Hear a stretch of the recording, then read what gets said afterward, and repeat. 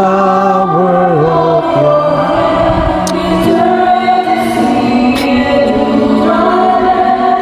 through the outcasts on your knees, are the God who really sees, and by your might you set your children free.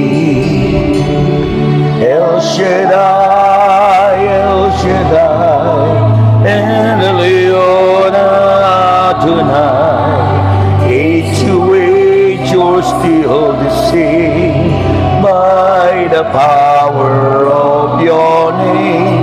El Shaddai, El Shaddai, come tonight. We will praise and lift you high. El Shaddai. Hallelujah. Blessed be the name of the Lord, and blessed be the name of Jesus Christ of Nazareth. We praise you and we worship you, O God. Hallelujah. Through the years you made it clear that the time of Christ was near. Though the people could not see what Messiah ought to be, though your word contained the plan, they just could not understand. Your most awesome work was done through the prayer of your Son.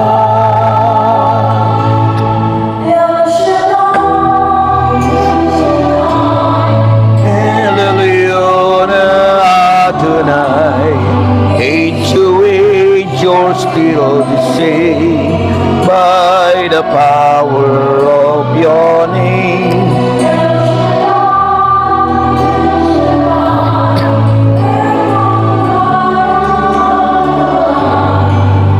We will praise you till I die. El Shaddai, El Shaddai, El Shaddai, El Elyon tonight. Age to age, you're still the same, by the power of your name. El Shaddai, El Shaddai, come tonight. I will praise you till I die. El Shaddai. Hallelujah. We praise you, Father in heaven. We glorify your holy name, Jesus Christ of Nazareth. And we welcome you, Holy Spirit.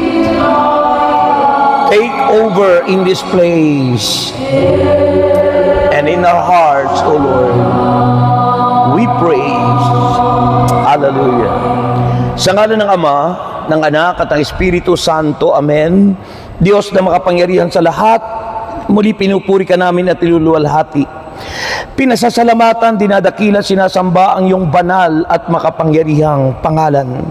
At salamat po sa biyaya ng kaligtasan sa lahat ng ginagawa mo sa aming buhay. Diyos, muli sa gabing ito, mag-usap ka sa amin at muling kumilos ng may kalakas at sundan ng iyong tanda. Himala at kababalaghan ang mensaheng ating pagsasalunan. Diyos, gamitin mo ang lingkod mo mightily, boldly, at powerfully kasama ang iyong mga awit.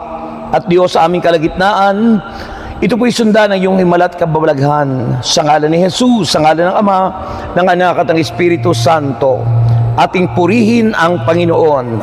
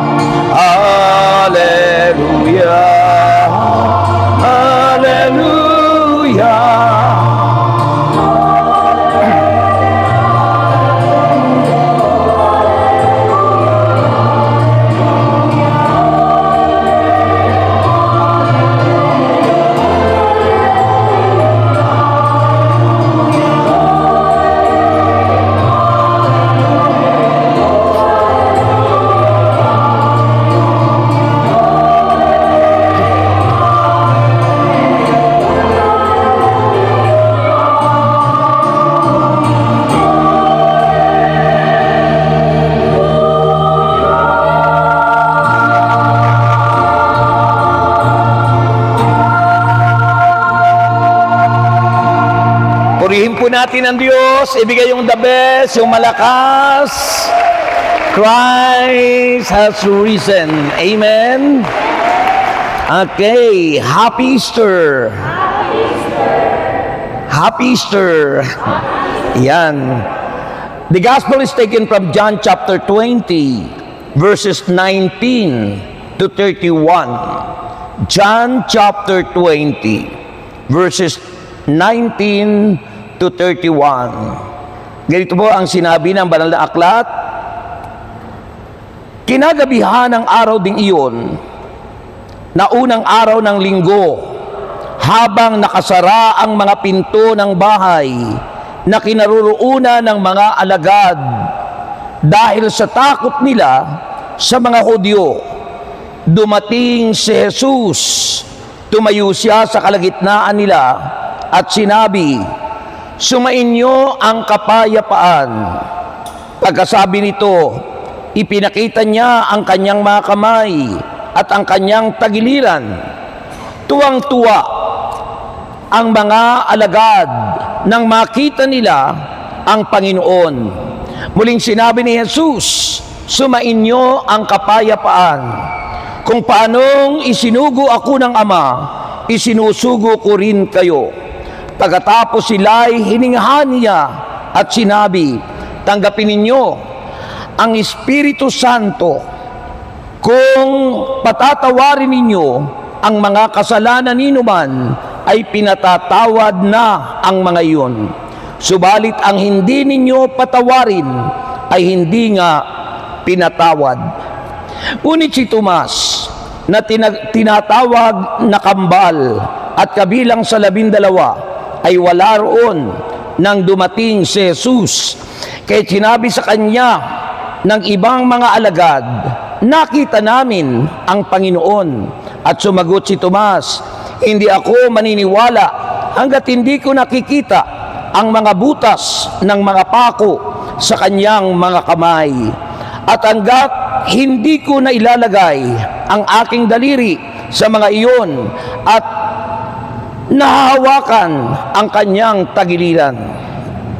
Makalipas ang isang linggo, muling nagkatipon sa loob ng bahay ang mga alagad at kasama nila si Tomas na nakasara ang mga pinto.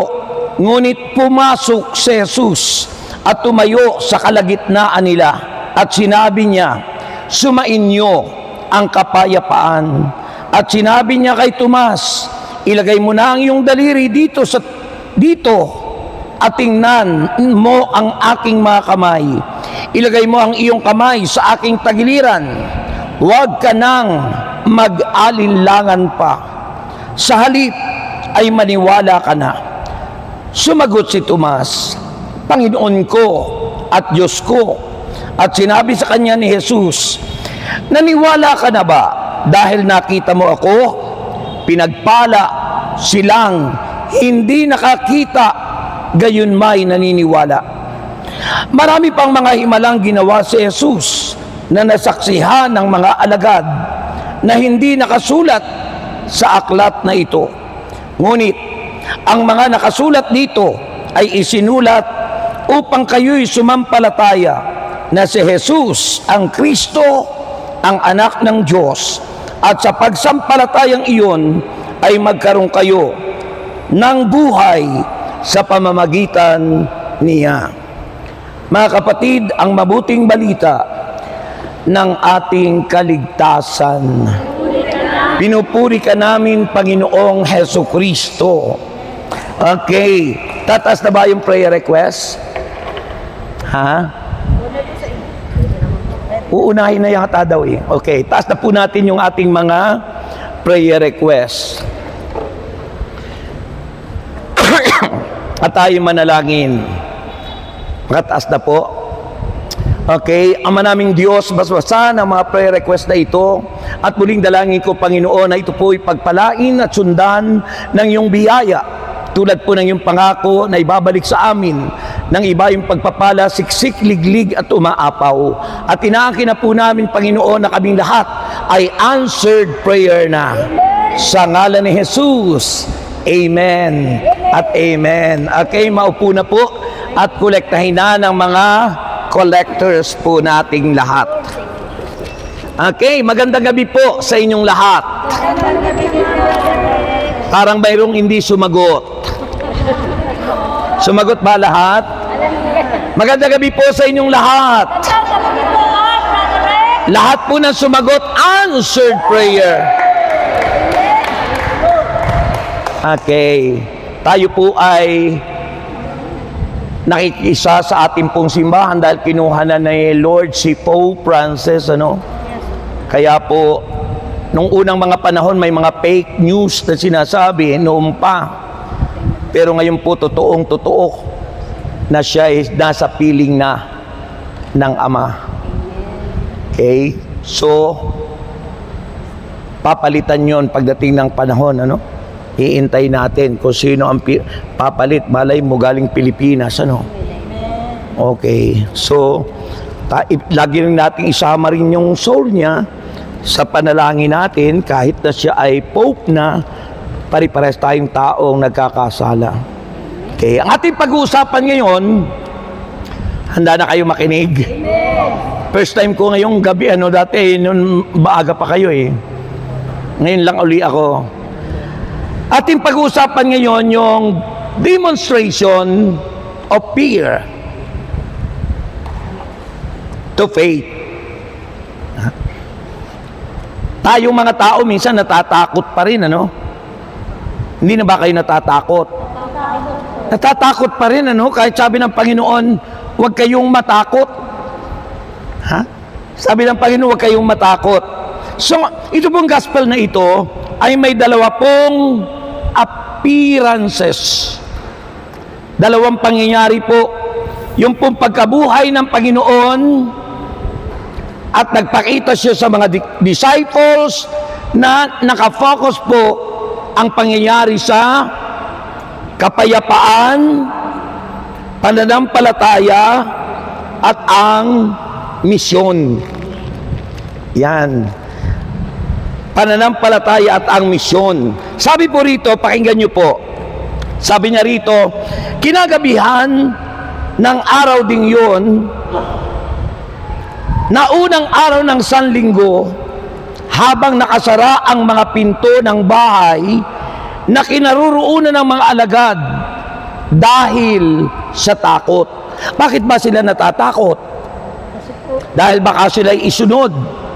Natatakot sila sa mga kababayan nila na mga sundalo, yung mga dumakip kay Jesus, yung mga nagpapatay kay Jesus. Sino ba yung nagpapatay kay Jesus? Mga religious leaders ng simbahang Judaismo. Mga religious leaders ng simbahang Judaismo, Judaism Church. Tandaan nyo, hindi po Catholic Church yun, ha? Simbahan ng mga Hudyo na ang tawag doon ay Judaismo. Yun yung sinabi kanina ni Father na ang kanilang pinaniniwalaan ay ang Torah, no? Yung 5 Book of Moses, no? Yun ang kanilang pinaniniwalaan. So ano pong nangyari mga kapatid kay Kristo? So yun po ay biglang dumating ang Panginoon. At ang sabi po roon, biglang tumayo siya sa kalagitnaan nila at sinabi niya sa kanila, anong sinabi ng Panginoon? Sumainyo ang kapayapaan. Bakit yun ang sinabi ng Panginoon na sumainyo ang kapayapaan? Dahil sila ay natatakot. Dahil sila ay walang kapayapaan. Kapag ang tao ay alipin ng takot, walang kapayapaan. Ha? Amen. Kapag alipin ng takot ang tao, walang kapayapaan. Amen. Ha? Kayo pa po ba madalas natatakot? Pag ako natatakot, nire-review ko. Kasi alam kong ang takot hindi mula sa Diyos.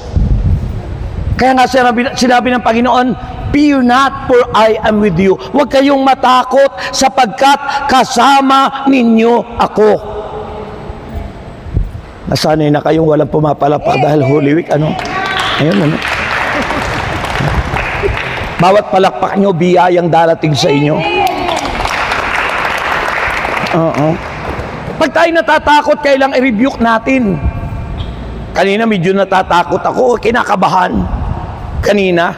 Kasi napansin ko yung aking sakyan, parang hindi kumakagat yung ano, yung preno.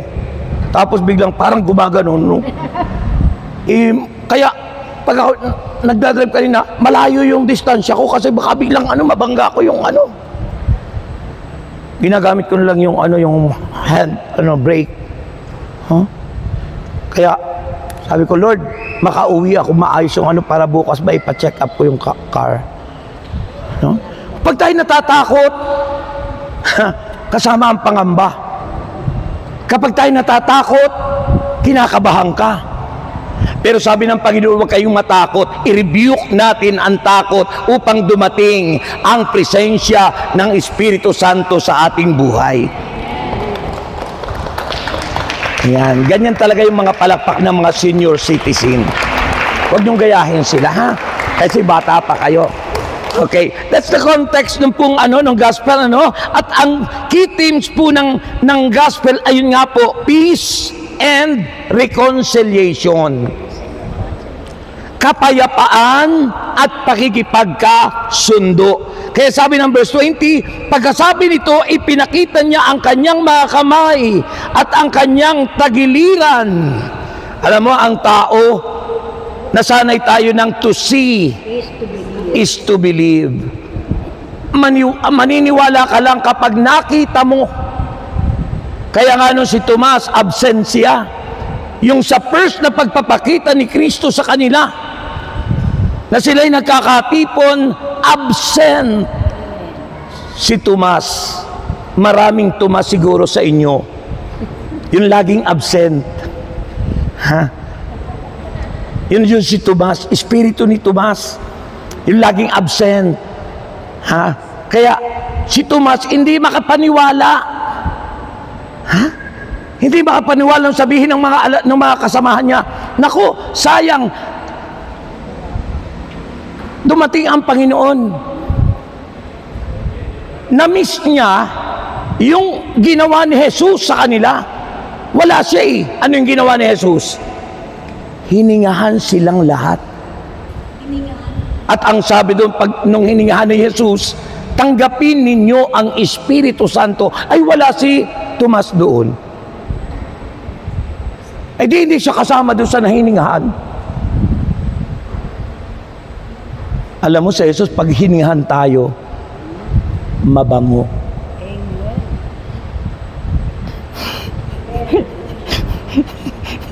Amen.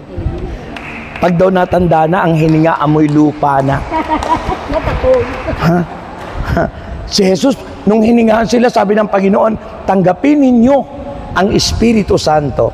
Nangahulugan bang si Tomas hindi tumanggap ng Holy Spirit? Ha? Later doon sa Pentecost. Ha? Ha? Kasi po yung pong unang-unang sinabi ng Panginoon, para sila'y maniwala, para sila'y sumampalataya at bigyan ng kapangyarihan. At sino mang patawarin nila dito sa lupa ay pinatatawad na nga. Alam mo, sabi ng Panginoon sa Matthew 6:13 and 14, pag hindi tayo natutong magpatawad, hindi rin tayo patatawarin ng Diyos. Ha?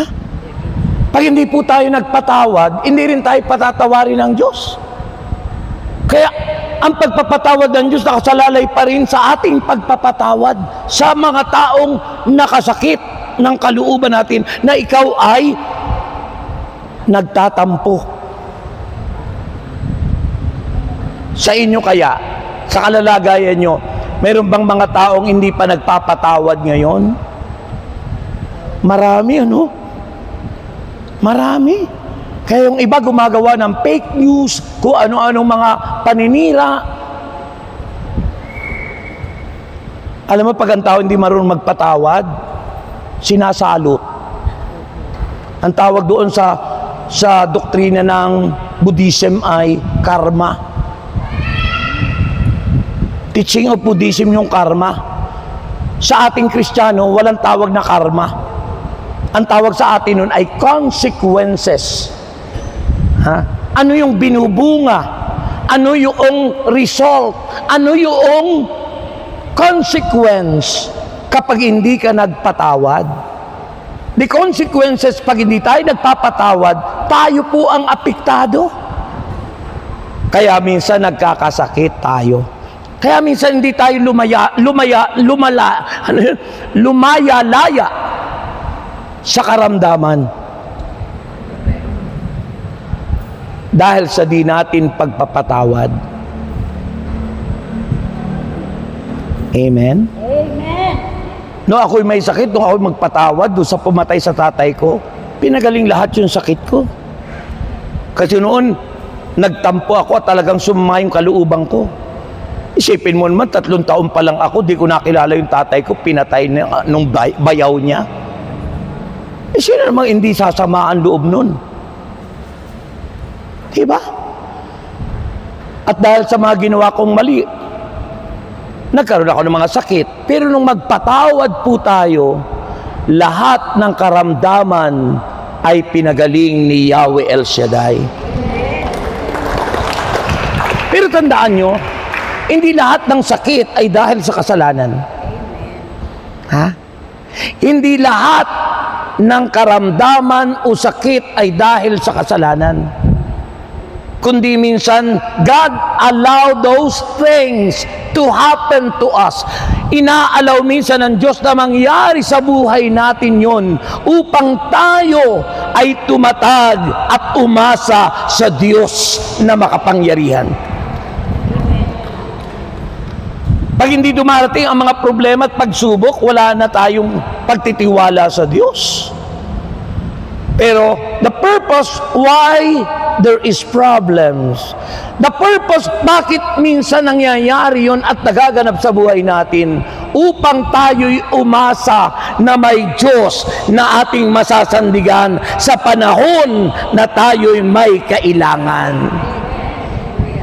Amen? Hindi para umasa sa sugal, hindi para umasa doon sa mga apps ng social media na maraming na dideceive na mga kabataan para magsugal. Marami po ngayong naluluko sa ganun. Yung dinadownload yung mga color, nakikita ko sa advertisement. Ha? Di ba? Bata ka pa raw, yayaman ka na agad. Natupad raw yung pangarap dahil sa ganun. Alok ng mundo, alok ng sanlibutan. Huh?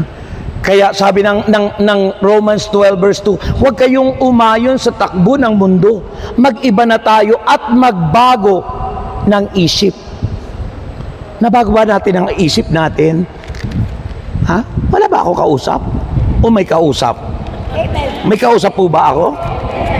O kasi walang umi-amen eh. May kausap po ba ako? Amen. Ayun, purihin natin ang Panginoon. Hallelujah. Ha? Alam mo, mga kapatid kay Kristo, yung John 14 verse 27, tingnan niyo po itong John 14 verse 27. Sabi rito ng banal na aklat, John chapter 14 verse 27. Ang sabi ng banal na aklat, kapayapaan ang iniiwan ko sa inyo. Ha? Kapayapaan ang iniiwan ko sa inyo. Yung John 14 verse 27, it signifies the restoration of relationship to God. Ha?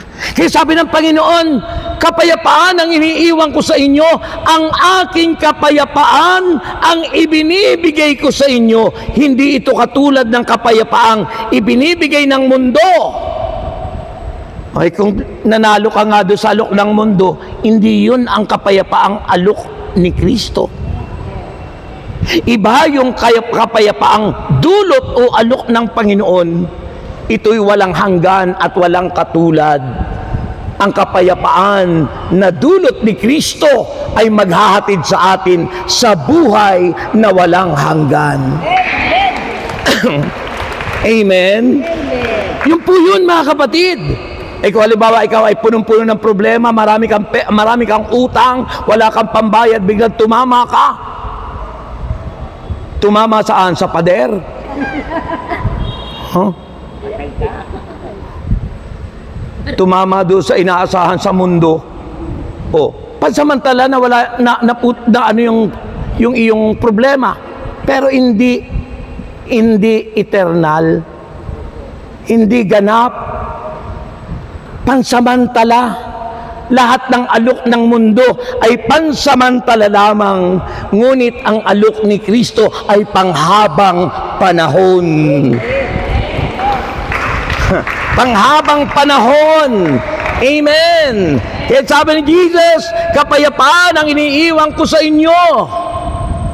Pag sinabing kapayapaan, tinanggap natin, yun ang atin laging gagawin. Yung kapayapaan, hindi yung ikaw pa ang makikipag-away, ikaw pa ay magiging dahilan ng pagkakabahagi o pagkakampi-kampi, ikaw pa ang sisira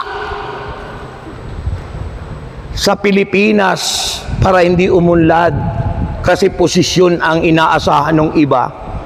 Kaya maraming balingbing ngayon at alibangbang, yung bang palipad-lipad, padapo-dapo kung saan.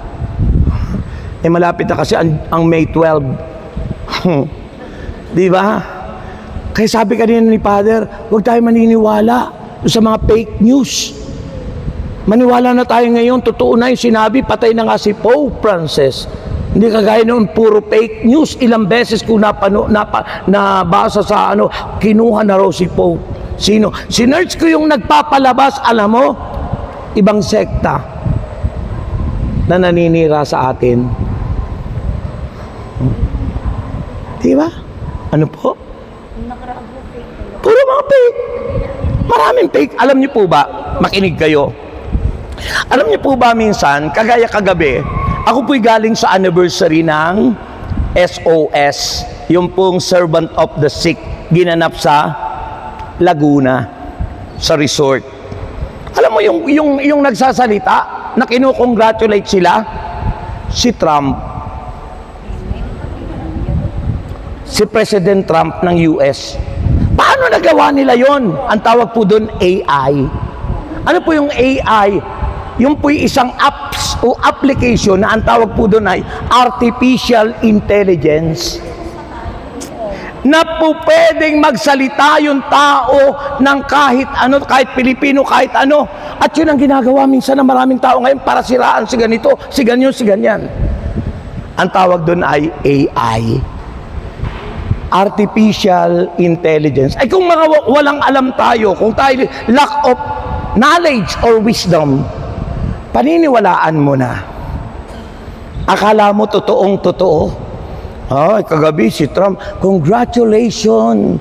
Ha? Kino-congratulate yung SOS. Anong ginawa yun? AI. Yung application po sa ano na AI, artificial intelligence, na po pwedeng kayo, halimbawa ganito, kukunin yung picture na yan, pagkatapos pagdating, lalabas, nagpi-prayer meeting kayo, punong-puno kayo. AI, dinagdagan ng maraming tao. Ganon din po yun sa mga rally-rally na pinapakita. Akala mo, napakaraming tao, yung pala AI.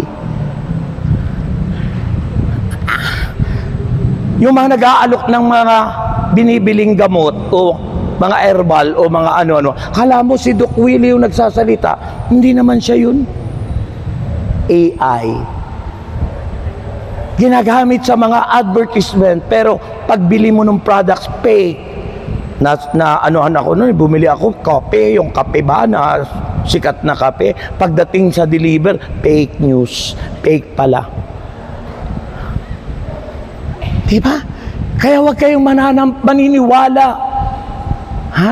Kaya alam mo, doon nakuha ni Tomas. Sabi niya, hindi ako maniniwala hanggat hindi ko nakikita. Hindi ako maniniwala hanggat hindi ko na isusuot sa kamay ang aking mga daliri at ang aking mga kamay sa kanyang tagiliran.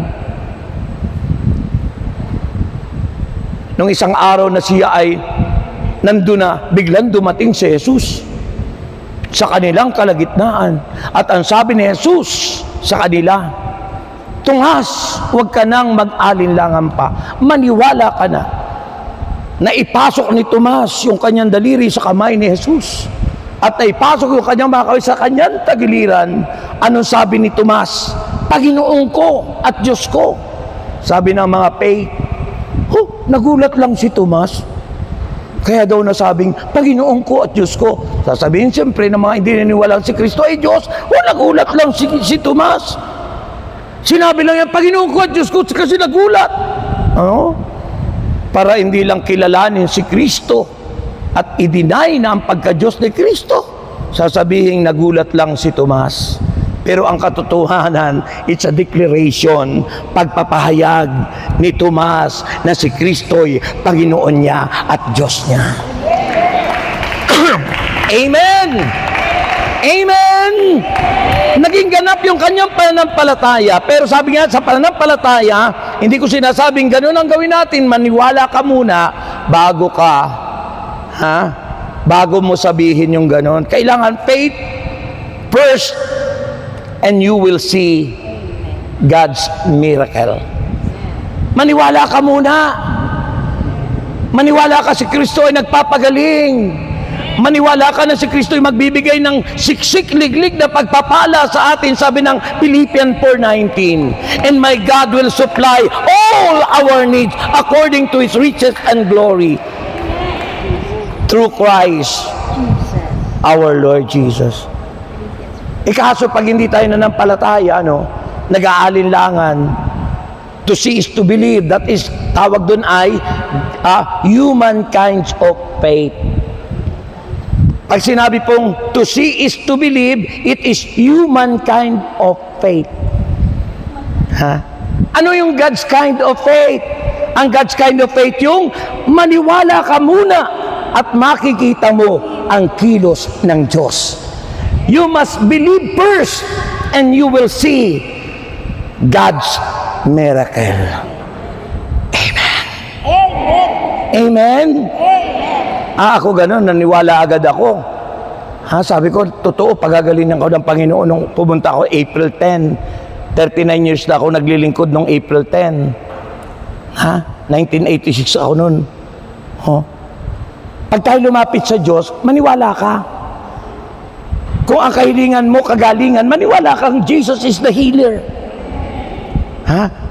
Kung ang inilalapit mo sa Panginoon, marami kang pagkakautang, maniwala ka sa Lord that He can supply all our needs according to His riches and glory. Amen! paniwalaan mo. Because faith is the substance of things hoped for, the evidence of things not seen. Ang pananampalataya, sabi ng Hebreo 11 verse 1, ay ang ebidensya sa mga bagay na di mo nakikita pero kiniklaim mo na. Kaya mahalaga po yung faith. Ang pananampalataya ay susi para kamtin ang mga pangako ng Diyos. You cannot claim God's promises if you have no faith. Amen. But what kinds of faith do you have? Anong klaseng pananampalataya mayroon ka? Mahalaga, God's kind of faith. Amen. Pananampalatayang ipinakita ni Jesus. Sabi ni Jesus, sabi ng mga alagad, Panginoon, saan tayo bibili ng tinapay? Paano natin mapapakain ng 5,000? Lalaki pa lang yan, pero pa yung bata at mga babae. Ibig sabihin, human kinds of faith ang nasa kanila. Hindi nila mapaniwalaan na mapapakain ni Jesus ang 5,000. At higit pa doon kasi hindi pa kabilang doon yung mga babae. Hindi pa kabilang doon yung mga bata. Ano sabi ng Panginoon? Sino may baon dyan? Yung bata lang ang may baon. Kayo may baon? 2 isda at 5 tinapay. Yung 2 isda, it symbolizes the Bible, the Old and New Testament, because Bible is the Word of God. It is the food for our soul. Amen. Kung sa spiritual, theological aspect of food, ay yung 5 tinapay, it symbolizes the 5-fold ministry gifts. Being prophet, being pastors, being teachers, being evangelists, and being apostles. Lahat ng yun ay nagpapahayag ng salita ng Diyos. The 5-fold ministry gifts. At inilagayan sa simbahan, sa iglesia, upang patatagin ang body of Christ. Yan. Yun po yung spiritual aspect, theological aspect. Pero sa atin pong yung physical, magaganap yun, mapapakain, totoo, if you have faith in God. Amen. Kung tayo may pananampalataya, because in Him, nothing is impossible. Sa Diyos ay walang imposible. Ang hindi kayang gawin ng tao ay magagawa ng Diyos. Grabe, ano? Sipin mo, ang hindi kayang gawin ng tao, magagawa ng Diyos. Lahat magagawa ng Diyos eh. Yung mga tao hindi makapaniwala na si Kristo ay Diyos. Yung tao, hindi pwedeng maging Diyos. Amen. Pero yung Diyos, pwedeng maging tao. Amen. Lahat magagawa ng Diyos eh. Pwedeng magmukha siyang kung ano. Pero yung tao, magagawa ba niya siya maging Diyos? Hindi. Hindi. Di ba? Ang Diyos, magagawa niya ang lahat ayon sa kanyang kalooban. At pag yun ay gusto mong mangyari sa iyo, ang kailangan mo ay ang pananampalataya na tulad ng kay Jesus. God's kind of faith. Di ba? Anong God's kind of faith? Hindi tiningnan ng Panginoon na hindi kayang pakanin yung ang Panginoon, ang pananampalataya niya, kaya. I can. Sabihin nyo, I can. Kaya ko. O yung mga tao hindi nagtatagumpay kasi laging sabi, mahirap. Hindi ko kaya yan. Hindi ko kaya, ayaw ko yan. Kaya tumandang dalaga.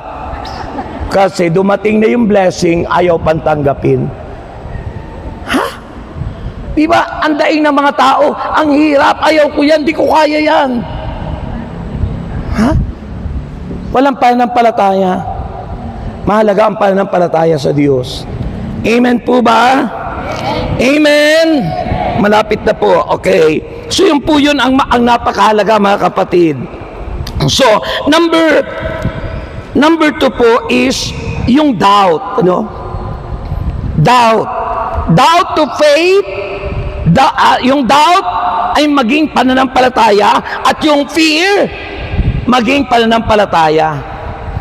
Ha? Fear versus faith, doubt versus faith. Yan. Hindi po pwedeng panghawakan natin yung takot, hindi natin pwedeng panghawakan yung duda. Dapat ang panghawakan natin ay pananampalataya. Amen? Amen? At ano ang pananampalataya? Sabi roon ay Hebrews chapter 11 o chapter 12 verse 2. Ha? Sabi ng Hebreo chapter 12 verse 2, ituon ninyo ang inyong paningin kay Jesus, na siyang pinagmumula ng inyong pananampalataya. Kanino nagmumula daw ang pananampalataya? Kay Jesus. Ha? At siya rin ang nagpapatatag nito. Ha? Para tumatag ang pananampalataya, sabi rin sa una, ituon ninyo ang inyong paningin. Ano yung paningin? Your faith. Your spiritual eye is your faith. Yung matang ito is physical eye. Pero yung spiritual eye ay yung pananampalataya. Ituon daw natin kay Jesus yung pananampalataya, which is our spiritual eye. Saan ba nakatuon yung inyong pananampalataya? Ha? Human kinds of faith sa wedding. Human kinds of faith sa loto. Human kinds of faith nakatuon sa 5-6. Nakatuon sa pawn shop, utang. Nakatuon sa... Pero God's kind of faith, saan daw nakatuon? Kay Jesus. Ano ibig sabihin nun? Tuon sa mga pangako ng Diyos. Sa mga salita ng Diyos. And thousands of God's promises na dapat po nating maklaim at mangyayari lamang yon dahil sa pananampalataya sa Diyos. Parang tamad na tamad kayong pumalakpak sa Diyos, ano? Parang nabibigatan ang kamay niyong pumalakpak sa Panginoon. Pero pag pumunta rito, siguro yung mga sikat na tao, ay, may sigaw pa yan. May sigaw pa yon. Di ba?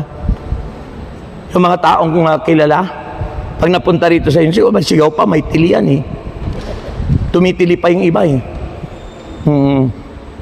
Pero sa Panginoon, dapat the best yung binibigay natin. Di ba? Why we encourage the congregation to praise, to clap, that is expression of worship. Ha? Expression po yun. Kung tuloy tayong sumasamba sa Diyos, nai-express mo through clapping, shouting of praise, dancing, singing, everything na ginagawa natin. And you know why? Because in praise and worship, there is healing. May kagalingan kapag nagpupuri ka sa Diyos. Ibig sabihin, yung pagpapalakpak nyong yan, yung pagpupuri nyong yan, may power na dumarating sa atin. Lingid po sa kaalaman natin eh. Ha? Minsan awit na lang tayo ng awit, pero may power pala yun.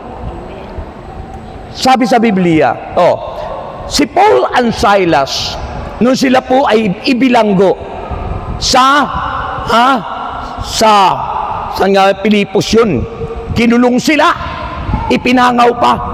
Pag sinabing pangaw, nakakadena. Alam mo ang ginawa nila? Dahil nakataas yung kamay nila, nakakadena, nag-praise and worship sila, umawit sila sa Panginoon. Ay yung iba, kapag ano nangyayari, pinagmumurmura ang Diyos, mocking God. Nakarinig na kayo na nagmumura sa Diyos? Ako nakarinig na nun eh. Ha? Tapos yung sinabi nung nagpa-pray over sa akin, sabi nung, bakit saka ba nagmana? Hindi kami ni papa mo at ni mama mo, hindi naman kami marunong magmura. Saan mo natutunan yan? Ayun, sinagot. Doon po sa dating presidente. Yun pala. Alam niyo po, pag minura natin ang Diyos, that is blasphemy. Ha? Blasphemy. At sinasabi ng Bible, whatever proceeded from your lips, it goes from your heart. Kung ano ang laman ng iyong ambukang bibig ng tao, siya ang laman ng ating dibdib. Ako po'y dating baka akala nyo, ako po ay follower dati noon, dating natin. Kasi sabi naman sa Biblia, respect. Kung sino yung Pangulo, nirespeto natin. Romans 13. Kailan daw irerespeto kung sino yung nilagay ng Diyos? Pero ang hindi po tama, because we stand in morality. Naninindigan tayo sa morality.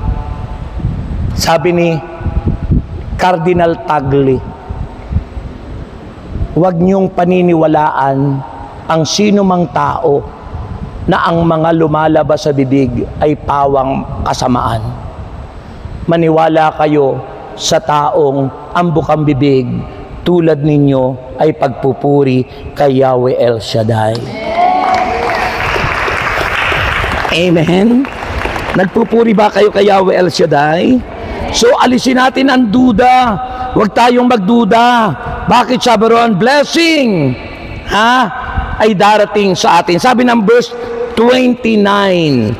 Yan, dito na tayo magtapos kasi wala nang oras. Sabi ng verse 29, mga kapatid, sabi rito, sinabi sa kanya ni Jesus, naniniwala ka na ba dahil nakita mo ako? Sabi kay Tomas, naniniwala na ba kayo dahil nakita nyo ako? Sabi ng Panginoon. Ha? Naniniwala na kayo dahil nakita nyo si Jesus? Ang sabi ng Panginoon, pinagpala silang hindi nakakita, gayon may naniniwala. Purihin ang Panginoon. Anong ibig sabihin po nun, mga kapatid, kay Kristo? Yung po yung blessing for the future believers. Tayo na po yun. Nakita ba natin si Kristo? Hindi naman, di ba? Pero naniniwala tayo. Nakita ba natin si Kristo yung pinako talaga sa krus? Hindi. Yun ang kahalagahan. Bakit mayroon tayong ganyang mga larawan eh? Kung wala niya, hindi natin alam. Kung walang illustration, paano ba pinako si Jesus? Si Jesus ba ay kagaya nung nagpapasan ng krus, pagkatapos ay nung nabibigatan ay biglang sinipa yung nakita niyo yun? Sinipa yung kasi tinungtungan nung tao yung nabigatan yung nagpapasan ng krus. Binitawan yung krus, pinagsisipa yung Ganun ba si Jesus? Hindi. Si Kristo'y Diyos ng pag-ibig na pinasaan niya kahit mabigat dahil mahal tayo ng Panginoon. Amen. Amen. Amen. And finally, what is the purpose of this gospel? Ano po ba layunin ng gospel na ito? The purpose of this gospel ay yung sinabi sa verse 30 and 31. Ano ang sabi ng verse 30 and 31? Marami pang mga himalang ginawa sa Jesus na nasaksihan ng mga alagad na hindi nakasulat sa aklat na ito. Kaya huwag kayong maniniwala sa mga nangangaral. Pag hindi nakasulat dito, huwag niyong paniwalaan. Maraming hindi nakasulat dito. Ha? Di ba narinig kayo? Paniniwalaan nyo lang yung nakasulat dito. Sabi ni mismo ng Kristo. Marami si Kristo ang ginawa na hindi nakasulat sa aklat na ito. Kaya hindi dapat paniwalaan, sabi ng mga ibang nangangaral, pag hindi nasusulat sa Biblia, huwag kayong maniniwala. That is false prophet. Bulaang propeta. Kasi maraming ginawa si Jesus na hindi nasulat sa aklat na ito. Amen. Amen. Amen. Amen. Amen po ba? Sabi roon ng banal na kasulatan at sabi rito, ngunit ang mga nakasulat dito ay isinulat upang kayo'y sumampalataya. Na si Jesus ang Kristo, ang anak ng Diyos, at sa pananampalatayang iyon ay magkakaroon kayo ng buhay na walang hanggan. Yun ang purpose ng gospel na ito. Yun tayo'y sumampalataya kay Kristo. Dahil pag tayo sumampalataya kay Kristo, ang pangako niya ay buhay na hahantong sa langit. Amen. Sinong gusto sa langit? Gusto niyo sa langit? Tayo na kayo. Mananalangin na tayo. Maliwanag naman po yun ang sinasabi ng Bible. Sabi ng John chapter 14 verse 6, ako ang daan, ang katotohanan at ang buhay. Walang makaparuroon sa Ama kung hindi sa pamamagitan ko. Makararating lang tayo sa langit, sa piling ng Ama, sa pamamagitan ni Kristo. At sinabi ng Acts 4:12 na kay Kristo lang ang kaligtasan, walang ibang pangalang ibinigay sa silong ng langit sa ikaliligtas ng marami.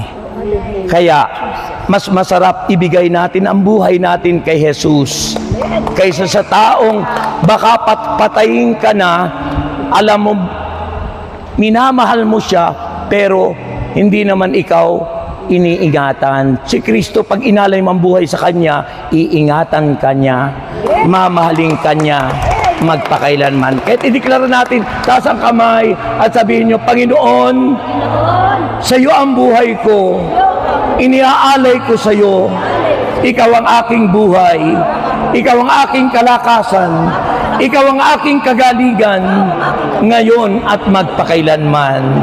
Declare it.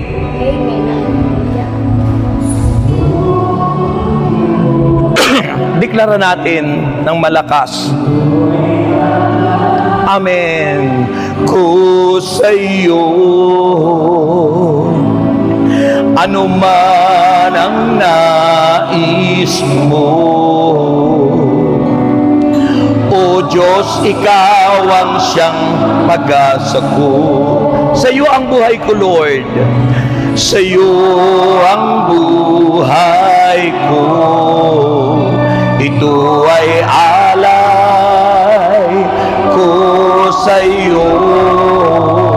Ano man ang nais mo, O Diyos, ikaw ang siyang pag-asa ko. Gamitin mo ang lahat sa buhay ko.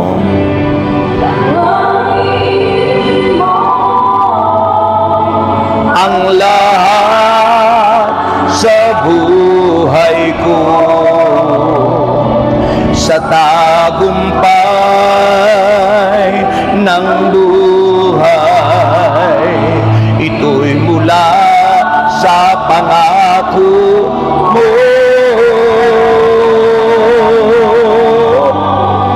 Turuan mo na magmahal ang puso ko at ibalik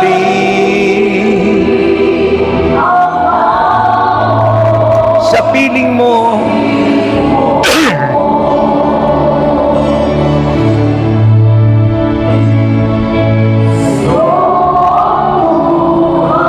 Amen. Hallelujah. Yes, O Lord, thank you.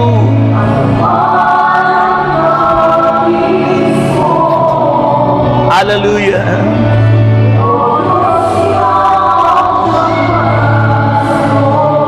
Gamitin mo, Lord. Gamitin mo ang lahat sa buhay ko, sa tagumpay ng buhay,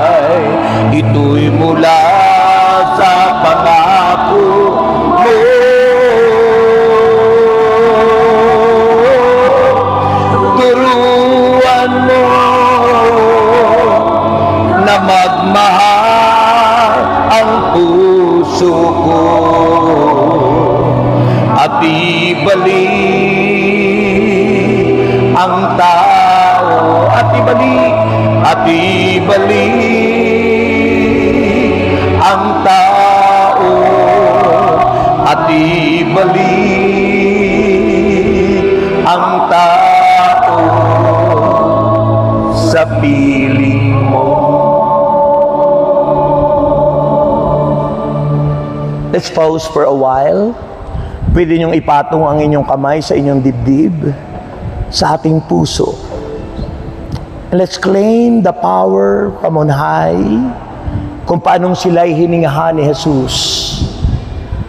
Tayo'y laging hinihingahan ng Panginoon.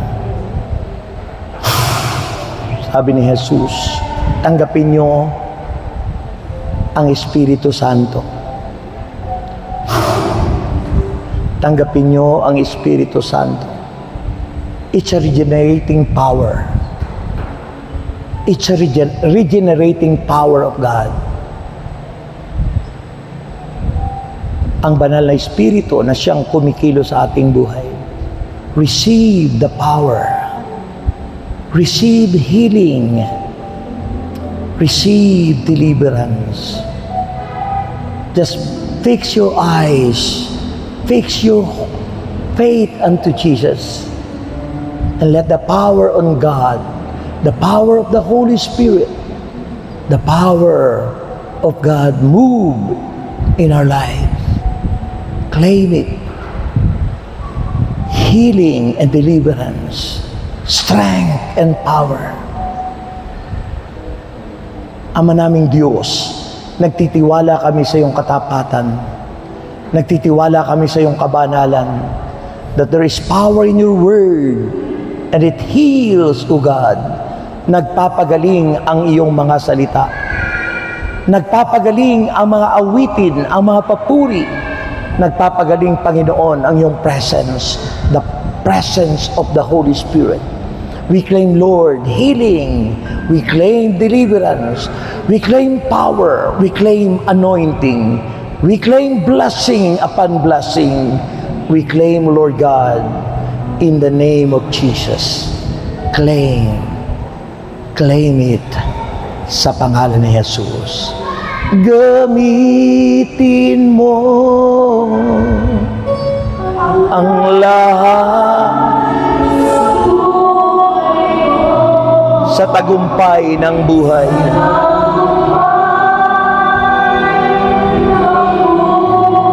Ito'y mula sa pangako mo.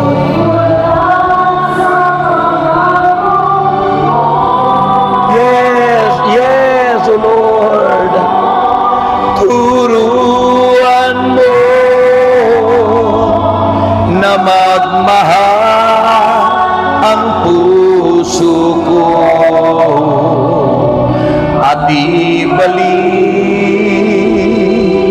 ang tao at ibalik ang tao at ibalik ang tao sa piling mo. Purihit, palakpakan natin si Lord. Sabihin mo ngayon, I am healed. Magaling na ako. Sabihin mo ngayon, I am strong. Malakas na ako.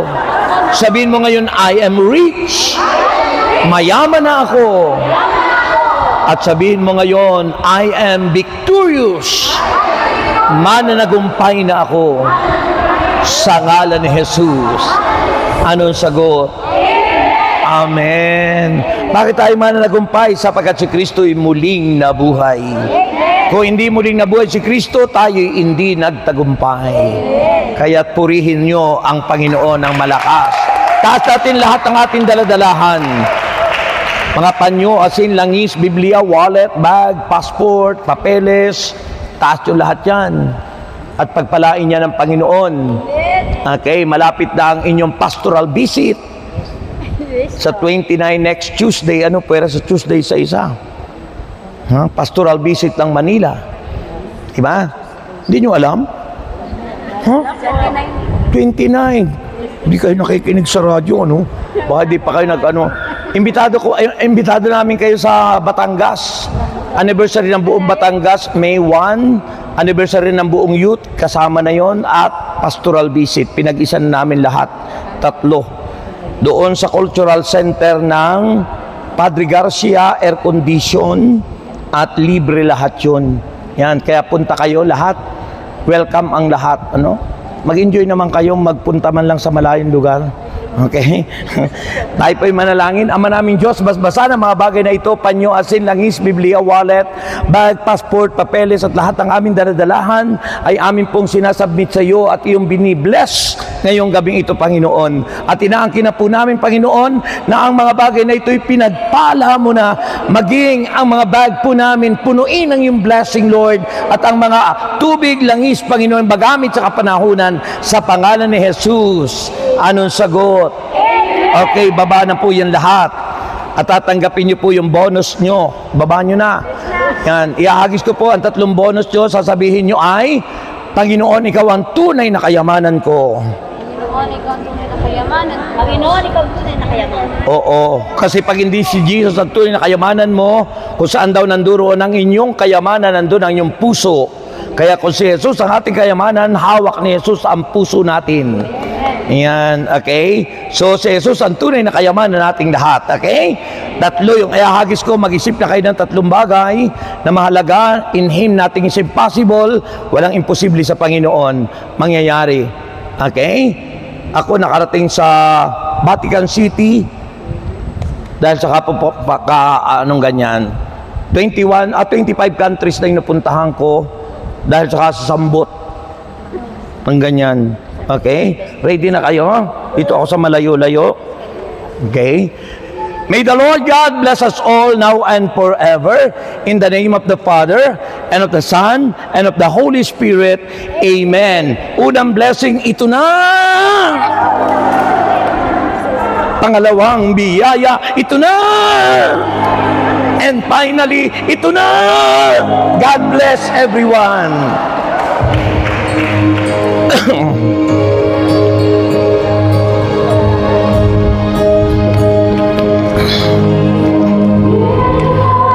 Answer prayer.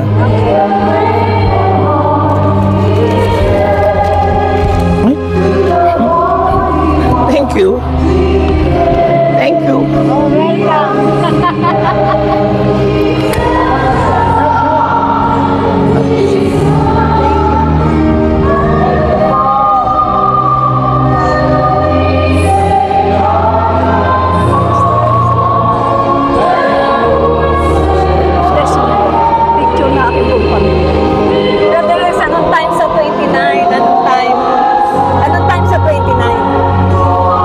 Alas 2.